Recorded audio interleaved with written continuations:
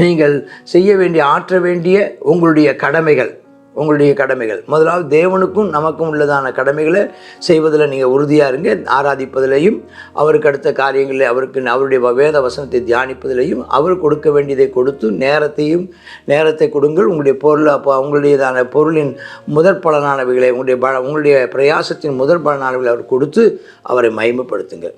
அதே மாதிரி உங்களுடைய சபைக்கு செய்ய வேண்டியது செய்யுங்க, உங்களுடைய சமுதாயத்துக்கு செய்ய வேண்டிய கடமையை செய்யுங்க, குடும்பத்துக்கு செய்ய வேண்டிய கடமையை செய்யுங்க. அது உங்களுக்கு அதுதான் நம்ம இந்த உலகத்தில் கர்த்தர் நம்மளை படைத்த படைப்பினுடைய நோக்கமே நாம் மற்றவர்களுக்கு ஆசீர்வாதமாக இருக்கணுங்கிறதுக்காகத்தான். அல்லேலூயா கீதம் பாடுவே, என் ஆண்டவரை கொண்டாடுவே. அல்லேலூயா கீதம் பாடுவே, என் ஆண்டவரை கொண்டாடுவே. தூக்கி எடுத்தார் செற்றிலிருந்து துதிக்கீதங்கள் நாவில் தந்தார். தூக்கி எடுத்தார் செற்றிலிருந்து துதிக்கீதங்கள் நாவில் தந்தார். ஆராதனை ஆராதனை ராஜாதி ராஜாவுக்கே. ஆராதனை ஆராதனை தேவாதி தேவனுக்கே. ஆராதனை ஆராதனை ராஜாதி ராஜாவுக்கே. ஆராதனை ஆராதனை தேவாதி தேவனுக்கே. துன்பமெல்லாம் போக்கிவிட்டாரே, துதி நாடை எனக்கு தந்தாரே. துன்பமெல்லாம் போக்கிவிட்டாரே, துதி நாடை எனக்கு தந்தாரே. வாத்தி பாடுவே, போற்றி பாடுவே, தாழ்வில் என்னை நினைக்கவரே. வாத்தி பாடுவே, போற்றி பாடுவே, தாழ்வில் என்னை நினைக்கவரே. ஆராதனை ஆராதனை ராஜாதி ராஜாவுக்கே. ஆராதனை ஆராதனை என் தேவாதி தேவனுக்கே. ஆராதனை ஆராதனை ராஜாதி ராஜாவுக்கே. ஆராதனை ஆராதனை என் தேவாதி தேவனுக்கே. கர்த்தருடைய பரிசுத்த நாமத்திற்கு மகிமை உண்டாவதாக. யோபு புஸ்தகத்தை தொடர்ந்து நாம் படித்து கொண்டு வருகிறோம். இப்போ எலிகு பேச ஆரம்பிச்சிட்டார். அவர் தான் சின்னவர். 3 பேர் தான் அதாவது நம்ம சீனில் வந்தது முதல்ல 3 பேர். இப்போ அது 4வது பேர் வந்திருக்கிறாரு. அவங்க 3 பேரும் 3 சுற்று ஒவ்வொருத்தரும் திரும்ப பேசினாங்க, அவரோட பேசினாங்க.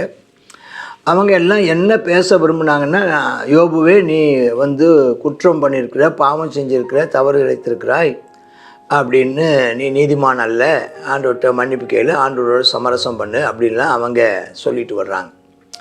அப்போ யோபு திரும்ப இல்லை, நான் நீதிமான் தான், ஆண்டவர் தான் என்னை அநியாயமாக என்னைய தண்டிக்கிறாரு, ஆண்டவர் நான் நீதிமான் தான், ஆண்டவர் என்னன்னு தெரில என்ன லெக்கா வச்சிருக்கிறாரு, என்கிட்ட எந்த குறையுமே இல்லாத போதே என்னை ஏன் அவர் சோதிக்கணும் அப்படின்லாம் கேட்குறாங்க. அப்போ அவங்க சொல்கிறாங்க, இல்லை, நீதிமான்கள்னா இருந்தால் ஆசீர்வாதம் வரும், துன்மார்க்கனாக இருந்தால் தண்டனை வரும். ஆனால் இப்போ சூழ்நிலையை பார்த்து இப்போ இருக்கிற நடவடிக்கையெல்லாம் பார்க்கும்போது நீ உனக்கு நேர்ந்திருக்கிற நேரிட்டதான துன்பத்தையும் நேரிட்ட விதத்தையும் கேள்விப்படும்போது ஆண்டவர் ஒருபோது நீதிமானுக்கு இப்படி ஒரு துன்பத்தையும் இப்படி ஒரு முறையில் அனுமதிக்க மாட்டார், நீ நிச்சயமாக துன்மார்க்கன் தான் அப்படிங்கிறாங்க.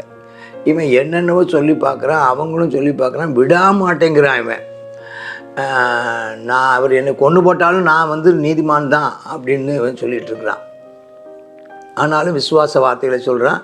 எனக்காக பரிந்து பேச ஆள் இல்லையேன்னு சொல்கிறான், மத்தியஸ்தம் பண்ண ஆள் இல்லையேங்கிறான், எனக்காக வழக்காட என் காரியத்தை ஆண்டவர்கிட்ட சொல்கிறதுக்கு ஆள் இல்லை. ஏதாவது ஆண்டவர் என்னவோ அவன் பேசின விதத்தில் பார்த்தா ஆண்டவர் இங்கே குற்றம், ஆண்டவர்கிட்ட தான் குற்றம் இருக்குது, என்கிட்ட இல்லைங்கிற மாதிரி அவன் பேசுகிறத பார்க்குறோம்.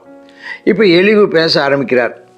அவன் பேசும்போது 2ஆம் வசனம் சொல்கிறார். அதான் யோபு சொன்ன ஒரு வார்த்தை. இந்த நண்பர்களோடு பேசிகிட்டு இருக்கும்போது இவன் குறிப்பெடுத்துட்டு இருந்திருக்கான் உட்காந்து. இவங்க என்ன பேசுனாங்க, நாளைக்கு அந்த எலிவு தான் எல்லா விவரத்தையும் டாக்குமெண்ட் பண்ணானான்னு தெரில.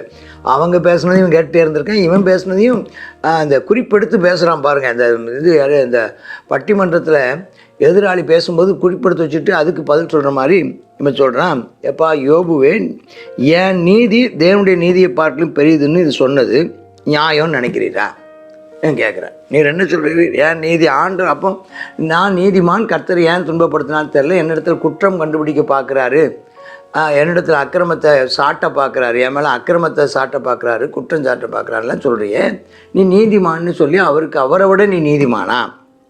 அது எப்படி சரியாகும்? அவருக்கு முன்பதாக நீ நீதிமான்னு சொன்னது நியாயம்னு எண்ணுகிறீரான்னு கேட்டுட்டு அவன் ஒரு தத்துவத்தை சொல்கிறான். நான் பாவியாக இராதனால எனக்கு பிரயோஜனம் என்ன, பலன் என்னன்னு 2வது ஒரு கேள்வி சொல்கிறேன். நான் பாவம் செய்யாமல் இருந்து என்ன பிரயோஜனம்? ஆமாம், நான் தேவனுக்கு பயந்து நடந்து எனக்கு என்ன பிரயோஜனம் கிடைச்சிது? நான் நீதிமானாக நடந்து என்ன பிரயோஜனம்? சன்மார்க்கனாக நடந்து என்ன பிரயோஜனம்? பொல்லாப்புக்கு விலகி இருந்து எனக்கு என்ன பிரயோஜனம்? ஆண்டவருக்கு நாம் அன்றாடகம் பலி செலுத்தி எனக்கு என்ன பிரயோஜனம்னு கேட்குறீர். இப்போ நான் சொல்கிறேன் அப்படின்னு ஆரம்பிக்கிறான். உமக்கும் சொல்கிறேன், உங்கள் சிநேகிதருக்குன்னு சொல்கிறேன்னு ஆரம்பிக்கிறான். சொல்லிட்டு பாரு, வானத்தை அண்ணாந்து பார்த்து உம்மை பார்க்கும் உயரமாக இருக்கிற ஆகாய மண்டலத்தை கண்ணோக்கம், எவ்வளோ உயரம்னு பாருங்க. இப்போ இவன் அப்போ என்னென்னா திறந்த வானத்தில் தான் உட்காந்துட்டு இருக்கிறான், ஒரு பந்தல் போட்ட கணக்கில். அப்புறம் நீர் பாவம் செஞ்சால் அதனால ஆண்டவருக்கு என்ன நஷ்டம்? உம்முடைய மீறுதல்கள் எல்லாம் மிகுதியானதுனால அவருக்கு ஏதாவது சேதமாகுமா? ஒன்றும் இல்லை. நீ பாவம் செஞ்சதுனால அவருக்கு ஒரு நஷ்டமும் கிடையாது, நீ மீறுதலை மிகுதியான சேதமும் கிடையாது. அதே மாதிரி நீ நீதிமானாக இருந்தால் அவருக்கு என்ன கிடைக்கும்? நீ நீதிமானாக இருக்கிறதுனால அவருக்கு என்ன லாபம்னு நினைக்கிறீங்க? நீ உம்முடைய கையில் என்ன லாபத்தை பெறுவார்? வாங்கிட்டேருந்து என்ன வாங்க போகிறார்? நீ நீதிமானாக இருக்கிறதுனால வாங்கிட்டேருந்து அவர் என்ன எதிர்பார்த்துட போகிறாரு? சொல்லிட்டு சொல்கிறாரு, உம்முடைய பாவத்தினால உண்மை போன்ற மனுஷனுக்கு நஷ்டம். நீ பாவம் செஞ்சால் உனக்கு நஷ்டம். நீ நீதி செஞ்சின்னா உன்னால் சமுதாயத்துக்கு லாபம், மனுப்புத்தருக்கு லாபம், உனக்கு லாபம்னு சொல்ல பாருங்க. அவன் எலி ரொம்ப சூப்பராக பேசுகிறான். நீ நீதி செய்தால் உன்னால் நீ பிறந்ததுக்கான பலனை சமுதாயம் அனுபவிக்கும். நீ பிறந்த பலனை நீ நீதி செய்தால் நீ பிறந்த பயனை உன் சமுதாயம் அனுபவிக்கும், உன் சமூகம் ஆரம்பிக்கும், மற்ற மனுப்புத்தர்கள் அனுபவிப்பாங்க. நீ தீமை செஞ்சால் நீ சமுதாயத்துக்கு நீ செய்ய வேண்டிய கடமையும் அதை செய்வதையும் நீ தவறி விடுகிறாய். அதான பாவம். சமுதாயத்துக்கு செய்ய வேண்டியதான கடமையை செய்ய தவறுவது ஒரு பாவம். தேவனுக்கு முன்பதாக தேவனுக்கு செய்ய வேண்டிய கடமையை செய்ய தவறுவது பாவம். அப்போ அந்த பாவத்தினால யாருக்கு நஷ்டம்? உனக்கு தான் நஷ்டம். நீ போய் நரகத்துக்கு தான் போகிற அப்படிங்கிற. அப்போ இதெல்லாம் சொல்லிட்டு இருக்கிறான். சொல்லிட்டு அவர் என்ன சொல்கிறாருன்னா, அநேகரால் பலவந்தமாய் ஒடுக்கப்பட்டவர்கள் முறையிட்டு வல்லவருடைய பயத்தை நிமித்தம் அலறாங்க எல்லாம். பூமியின் மிருகங்களை பார்க்கலே அந்த 10ஆம் வசனத்தை இன்னொரு விஷயத்த சொல்கிறார். பூமியின் மிருகங்களை பார்க்கலும் மனுஷனை புத்திமானாக வச்சுருக்கிறாராம், ஆகாசு பறவைகளை பார்க்கணும் ஞானவன். அப்போ 6 அறிவு. மிருகத்தை விட மனுஷன் நல்லவன், அவனுக்கு ஞானம் இருக்குது. அந்த ஆகாசத்து பறவைகளை பார்க்கணும் இவன் ஞானவான், நம்ம மனுஷனும் ஞானவான் ஆக்கியிருக்கிறாரு அப்படின்னு இவன் ஒரு வார்த்தை சொல்கிறான். எங்களை பார்க்கலும் மிருகங்களை பார்க்கலும் புத்தி, ஆகாசு பறவைகளை பார்க்கணும் ஞானம் சொல்லிட்டு உண்டாக்கி என்னை உண்டாக்கினவன் இரவிலே கீதம் பாட அருள் செய்வருமாகி என் சிருஷ்டிகர்த்தாவாகி தேவன் எங்கே என்று கேட்பவன் ஒருவனும். தேவன் எங்கேன்னு கேட்குறாரு. நீ கேட்குற, நான் முன்னால் பார்த்தேன் பார்க்கல, வலது பக்கம் பார்க்குறேன், கரீச்சதா பார்க்கல, முன்னால் பார்க்குறேன், அவர் எங்கேயுமே நான் காணவில்லை, நான் எங்கே அவரை பார்க்க முடியவில்லைன்னு சொல்கிறேன். அவர் பார்க்க முடியாதது தான். அவர் எங்கேன்னு நம்ம கேட்க முடியாது. அவர் எங்கு நிறைந்திருக்கிறவர். அங்கே அவர் பொல்லாதவர்களின் பெருமை நிமித்தம் கூப்பிடுறாங்க, அவரோ மறு உத்தரவு கொடுக்க மாட்டார். அப்போ இப்போ பெருமை உள்ளவருடைய ஜெபத்துக்கு அவர் பதிலே தரமாட்டார். வீண் வார்த்தைகளுக்கு அவர் செவி கொடுக்கவே மாட்டார். இப்போ நீ பேசுகிற எந்த வார்த்தையும் செவி கொடுக்க மாட்டார். சர்வ வல்லவர் அதை கவனிக்க மாட்டார். அவருடைய தரிசனம் நமக்கு கிடைக்கிறது இல்லை, அவர் என்னை பார்க்கவே மாட்டேங்கிறாரு, அவருடைய தரிசனம் எனக்கு கிடைக்கலன்னு சொல்கிறாரு. இவன் எல்லாம் அந்த யோபு சொன்ன வார்த்தைகளுக்கு பதில் சொல்கிறான், எடுத்து சொல்லி அப்படி சொல்கிறீரே. ஆனால் நியாய தீர்ப்பு அவர்கிட்ட இருக்குன்னு உனக்கு தெரியுமா? நியாய தீர்ப்பு அவர்கிட்ட இருக்குது. அவருடைய கோபமானது நியாயத்தை முற்றிலும் விசாரியாது, முற்றிலும் விசாரியாது. அவருடைய கோபமானது நியாயத்தை முற்றிலும் விசாரியாது. அவர் இன்னும் ஒன்றையும் குறையற்ற விதமாய் தீர்க்கவில்லை. அதாவது அவர் இன்னும் நம்ம குற்றம் கண்டுபிடிச்சு தராசில் நிறுத்து நம்மளை சரிவர நம்முடையதான அக்கிரமத்துக்கு தக்கதான தண்டனை அவர் கொடுக்கலை. நம்முடைய பாவத்துக்கு தக்கதாக அவர் நம்மை தண்டியாமலும் நம்முடைய அக்கிரமத்துக்கு தக்கதாக அவர் நமக்கு சரி கட்டாமலும் இருக்கிறார் அப்படிங்கிற வார்த்தையுமே அதை அங்கே சொல்கிறான். சொல்லிட்டு யோபுவே நீ வீணாக பேசிட்ட, இப்பவும் மனம் திரும்பு அப்படின்னு சொல்லி முடிக்கிறத பார்க்க. இப்போ இதில் நம்ம என்ன கற்றுக்கொள்கிறோன்னா, இது நம்ம துன்பப்படும் போது நம்ம புலம்போது இயல்பு தான். துன்பப்படும் போது ஏன் எதுக்கு அப்படின்னு கேட்குறது இயல்பு தான். ஆனாலும் நீ என்ன செய்து கொள்ளாத, தேவன் மேலே நீ வருத்தப்படாத. என்னென்னு சூழ்நிலையை புரிஞ்சிக்காது. சில நேரங்களில் நமக்கு நன்மைக்காக கூட இருக்கலாம். அதனால் அன்றியும் அவருடைய தீர்மானத்தின்படி அழைக்கப்பட்டவர்களாய் தேவனிடத்தில் அன்பு கூறுவர்களுக்கு சகலமும் நன்மைக்கு எதுவாக நடக்கும்னு அறிஞ்சு அவர் மேலே நீ தொடர்ந்து அன்பு கூர்ந்து அவரை ஆராதித்து அவரை மகிமைப்படுத்தி கொண்டே இருங்கள்.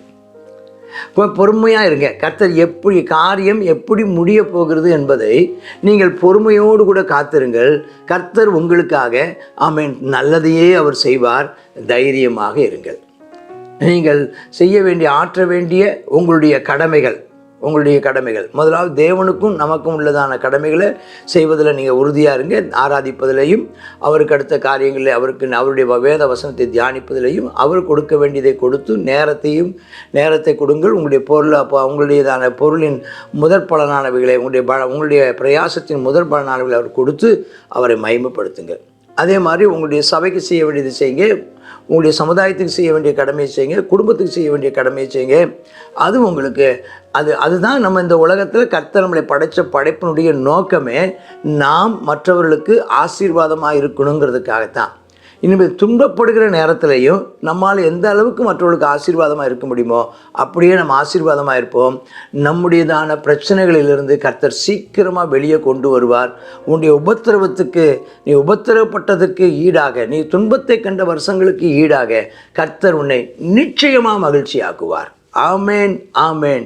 God bless you. கர்த்தருடைய பரிசுத்த நாமம் மகிமைப்படுவதாக. யோபு 35வது அதிகாரத்தில் எலிகு தொடர்ந்து பேசுகிறது நம்ம இந்த அதிகாரத்தில் பார்க்குறோம். அவர் சொல்லுகிறார், நீ பாவம் செய்தால் தேவனுக்கு அதனால் நஷ்டம் இல்லை, மீறுதல் நீர் செய்தீர்னாலும் அவருக்கு எந்த ஒரு நஷ்டமும் கிடையாது, சேதமும் கிடையாது.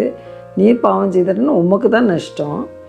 அதே மாதிரி நீர் நன்மை செய்தீரானால், நீர் நீதிமானாக இருந்தால் உமக்கு லாபம், தேவன் மனுக்குலத்துக்கும் லாபம். தேவனுக்கு அதனால் நன்மை செய்தாலும் பொல்லாதவர்களாக இருந்தாலும் நல்லவர்களாக இருந்தாலும் தேவனுக்கு அதனால் எந்த ஒரு லாபமும் கிடையாது அப்படிங்கிறத நினச்சிக்கிறார் சொல்லுகிறத பார்க்குறோம். ஆகையினால வீண் வார்த்தைகளை நம்ம அலப்பினோமானால் தேவன் அதை என்ன செய்ய மாட்டார், செவி கொடுக்க மாட்டார், அதை என்ன செய்ய கவனிக்க மாட்டார். ஆகையினால நீங்கள் என்ன செய்ய, நியாய தீர்ப்பு ஆனால் எல்லாத்துக்கும் நீ பேசுகிற ஒவ்வொரு வார்த்தைக்கும் நியாய தீர்ப்பு உண்டு.